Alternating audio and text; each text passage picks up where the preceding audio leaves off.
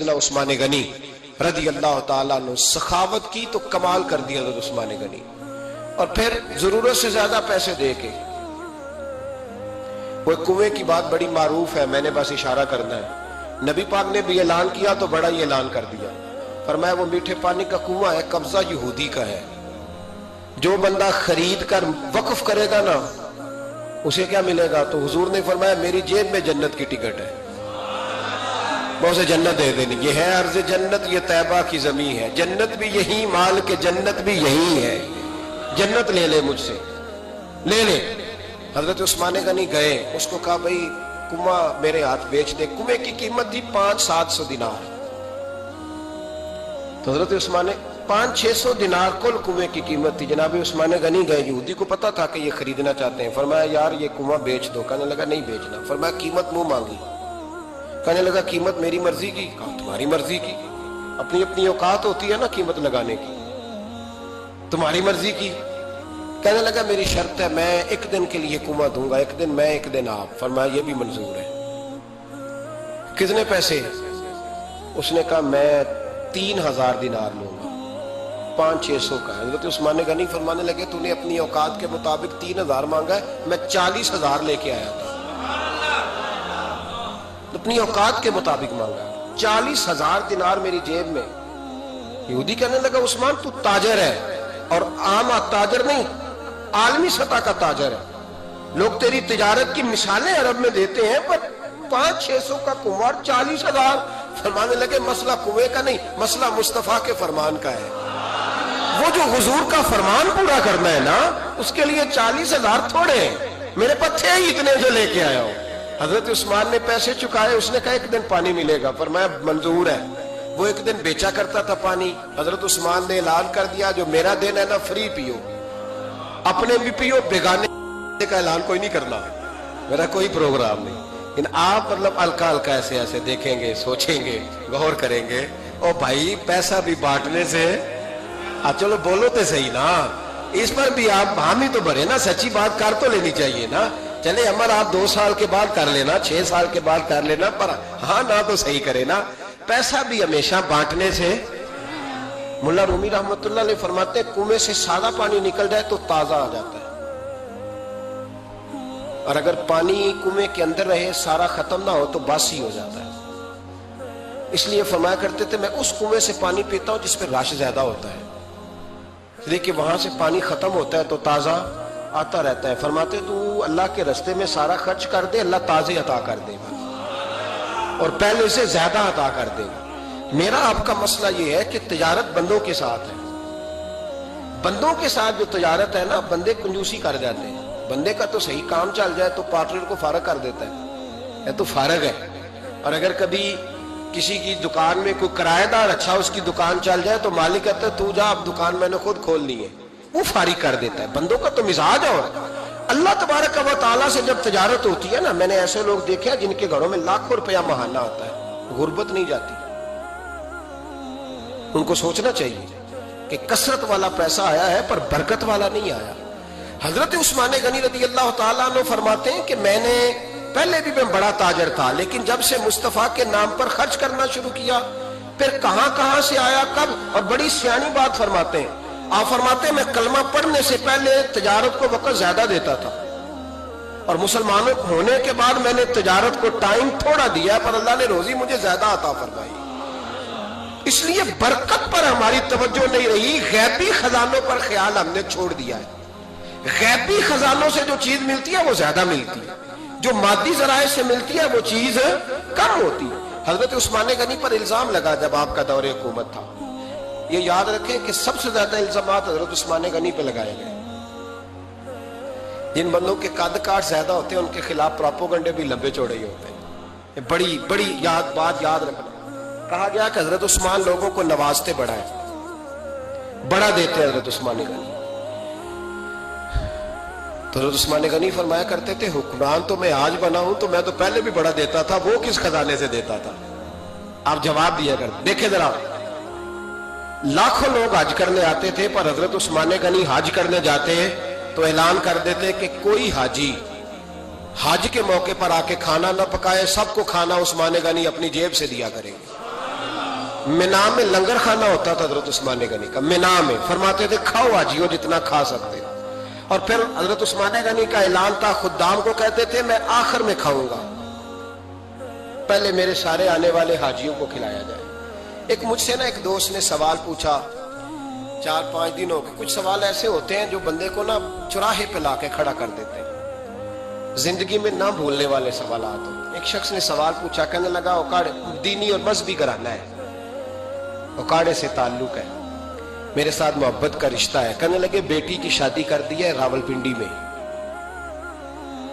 आपकी भी बेटियां हैं, मेरी भी बेटी है, बेटी की शादी कर दी है रावलपिंडी में। अब बच्ची चंद दिन रहने आई है, पूछना यह है कि नमाज पूरी पड़ेगी कि कसर पड़ेगी। तो मेरा तो उसने काम कर दिया, हाथ धो गई, रो रो के बुरा हाल। मैंने कहा यार तू बंद कर दे फोन, रात को बताऊंगा। क्या पूछ लिया यार तूने?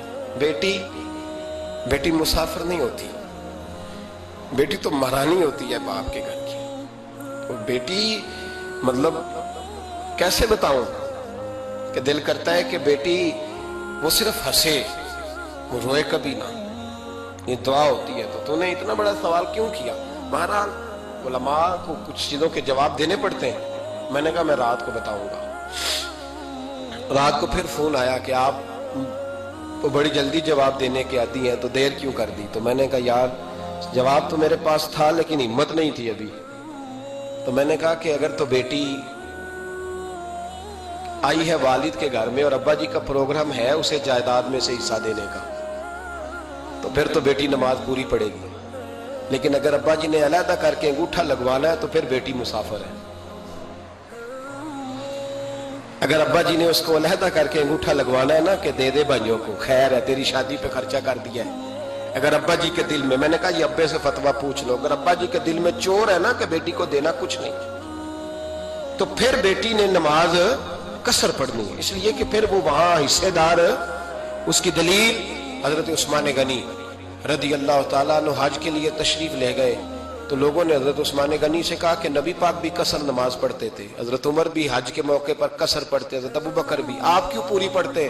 फरमाया उनका मक्के में घर कोई नहीं था, मेरे तो पूरे के पूरे बाग हैं, तो मैं यहाँ मुसाफिर नहीं हूं, मैं यहाँ मुकीम हूं। तो अगर तो बेटी का हिस्सा भी है अब्बा जी के घर में तो फिर वो नमाज पूरी पड़ेगी। लेकिन अगर अब्बा जी ने अल्लाह ताला खैर फरमाए बेटों के हक में फैसला सुना दिया है और उन्होंने बेटी से कह दिया है कि छोड़, जो बेटियां हिस्सा लेती हैं उनके भाई नहीं मिलते तो ना मिले भाई, कोई अर्ज नहीं। जरूरी है जालिम भाइयों से राब्ता रखना जो खा जाए बहनों का हिस्सा।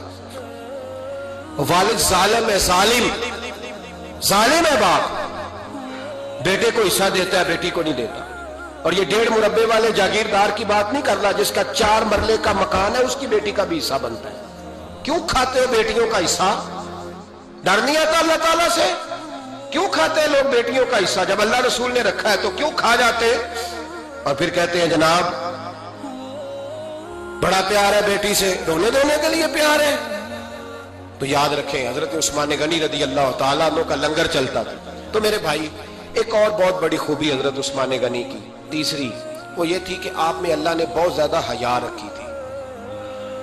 आज ना अगर आप नाराज ना हो तो हमारी हुकूमतों में जो बदतमीज ज्यादा होता है उसका ओहदा ज्यादा होता है, उसको अच्छा ओहदा मिलता है जो बदतमीजी ज्यादा करता है। और हमारे यहाँ नौजवान समझते हैं कि खुल के फिरना, खुल के खाना, मर्जी का लिबास पहनना। हमारे एक बुजुर्ग फरमाया करते थे जब से पैसे लोगों के पास ज्यादा आए हैं लिबास छोटे हो गए, पैसा ज्यादा आ गया कपड़े जिस्मों पे सुकड़ गए। लोग समझते हैं कि बस जो दिल में आए कह देने का नाम जमहूरियत है, आजादी राय है। हजरत उस्मान गनी रदी अल्लाह ताला अन्हु शर्मो हया के पैकर थे, बड़ा पैसा था, बड़ा कुछ था, लोग डरते थे, सरदार भी थे, जो चाहते कर सकते, रोब तारी होता। लेकिन उस्मान गनी को जब भी को देखता था किसी कोने में बैठे नजर आते थे, छुपे हुए पीछे, शर्मो हया, नफासत पसंदी, बढ़ बढ़ के आगे होना, हर वीडियो में शामिल होने की कोशिश करने का नाम प्यार नहीं है। नफासत पसंद जो लोग होते हैं वो अक्सर छुपे हुए होते हैं, उनका पता ही नहीं होता लोगों को कि पीछे दरअसल है कौन। देखिए ना बड़ी मारूफ हदीस है सही मुस्लिम में, नबी पाक सल्लल्लाहु अलैहि वसल्लम आराम फरमा रहे थे, हुजूर ने तामत मुबारक बांधी हुई थी, लेटे हुए थे सरकार। तो जब आदमी लेटते थे ना, हमारे बुजुर्ग भी जब लेटते हैं तो तामत को समेटा करते थे तो घुटनों तक आ जाती थी, देखा ना आपने, घुटनों तक तामत आ जाती जब लेटते। तो सरकार भी लेटे थे, पर्दे की अभी आयतें नहीं आई थी, दरवाजे पे दस्तक हुई, हजरत आयशा सिद्दीका अर्ज करने लगे, या रसूलल्लाह मेरे अब्बा जान जनाब अबू बकर सिद्दीक आए।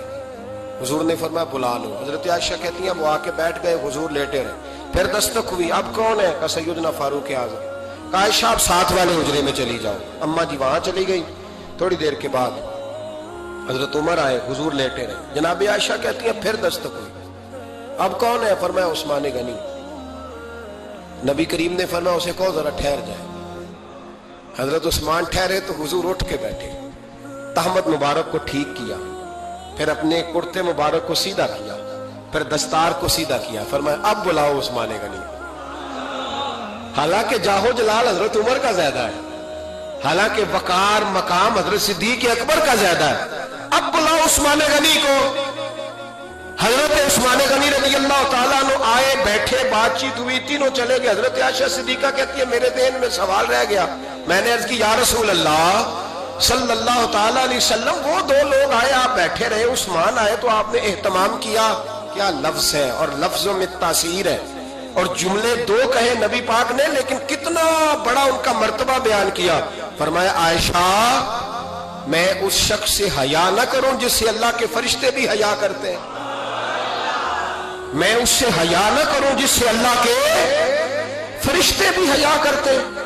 हजरत उस्मान गनी फरमाया करते थे मैंने जब से हुजूर का चेहरा देखा है दोबारा पलट के अपनी शर्मगाह भी कभी नहीं देखी, गोया मैंने अपनी आंखों का वुजू नहीं तोड़ा जब से हुजूर का। फरमाते जब से ये हाथ नबी पाक को बैत के लिए दिया है फिर गंदगी में नहीं जाने दिया मैंने सीधा हाथ। हजरत उस्मान गनी फरमाया करते थे मैं अपने घर के अंदर अपने गुसल खाने में चार दीवारी के अंदर भी कपड़ों समेत गुसल करता हूं, मुझे हया की है गुसल खाने में भी कपड़े। और सुनो एक और बड़ी बात अहम, आप फरमाया करते थे मेरी जो महरम औरतें हैं ना, महरम है,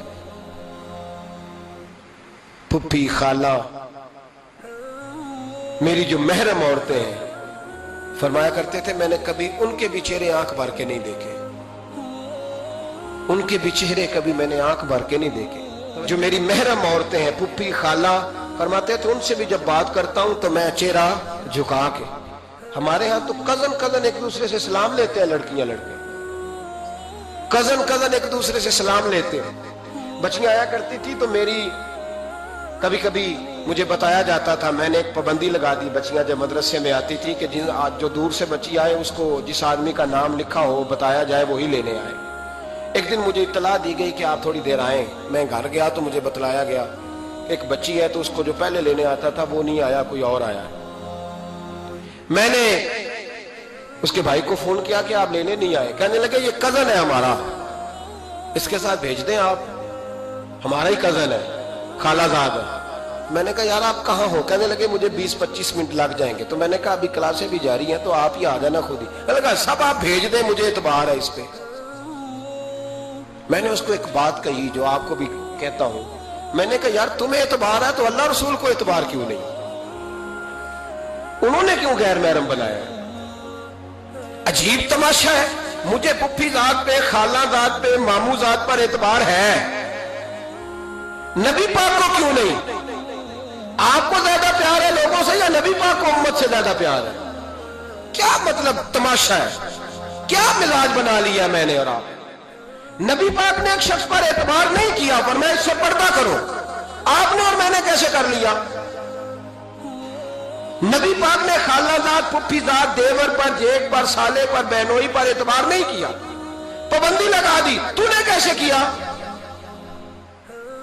तुझे तेरे दिल में ज्यादा दर्द है, तू ज्यादा दीन को समझने लगा है, इंसानियत ज्यादा उछल आई है तेरे अंदर। एतबार क्या होता? याद रखना दुनिया में जितने घर तबाह हुए उन लोगों की वजह से नहीं हुए जिन पर एतबार नहीं था, उनकी वजह से हुए जिन पर एतबार था। घर का बेटी लंका ढाए, बाहर वाले आके कभी भी घर में कोई नकबजनी नहीं करते, जब भी करते हैं एतबार वाले करते। मेरे रसूल पाक अलैहिस्सलाम की वो अज़वाज जिन पर अल्लाह को इतना एतबार है कि रब कहता है मेरे महबूब की बीवियों तुम्हारी जैसी दुनिया में दूसरी है ही कोई नहीं, अल्लाह को इतना एतबार है। लेकिन एक नाबीना से आबी आए तो हुजूर की दो अज़वाज बैठी थी, तो नबी पाक ने फरमाया पर्दा करो। या रसूलल्लाह वो तो नाबीना है। फरमाया तुम्हें तो नजर आ रहा है ना, तुम्हारी आंखें तो खुली हुई हैं। हुजूर को एतबार नहीं था, बस कर दे। सबसे बड़ा जालिम वो है जो कहता है मुझे बेटी पे एतबार है, वो जालिम है। वो अपनी बेटी के साथ जुल्म कर रहा है, जो कहता है मुझे एतबार है, कॉलेज जा रही है, यूनिवर्सिटी जा रही है, अकेले आ जा रही है, मुझे एतबार है। ये जुल्म कर रहा है बच्ची के साथ। वो तो बच्ची है, उसका तो ज़हन कमजोर है।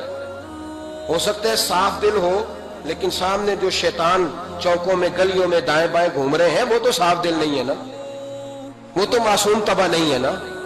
तो बाज़ोकात बड़े अच्छे नफीस बच्चे भी शैतानों का शिकार हो जाते हैं।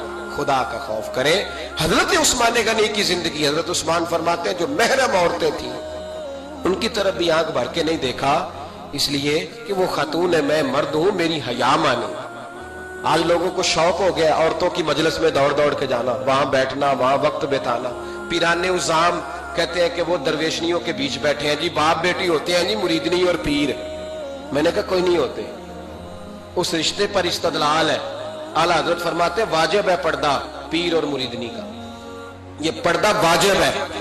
अगर कोई शख्स इस तरह बेपर्दा बैठ लेगा, बीच में बैठेगा, तो उसका तो मुरीद होना वैसे ही हराम है, जायज ही नहीं है। जो सारा दिन तवीज धागे के लिए बैठा रहे और बीबियों से गुफ्तगू करता रहे। खुदारा हजरत उस्मान गनी रज़ी अल्लाह तआला अन्हु की जिंदगी में जो बातें हमें बहुत ज्यादा मिलती हैं, उनमें नफासत है, आपकी हया है, सखावत है। एक बात और सुन लें, बड़ा सताया गया हजरत उस्मान गनी को, प्रोपेगंडे किए गए, आपके खिलाफ मुहिम चली। अब्दुल्ला इब्ने सबा ने बड़ी मुहिम जोई की आपके खिलाफ।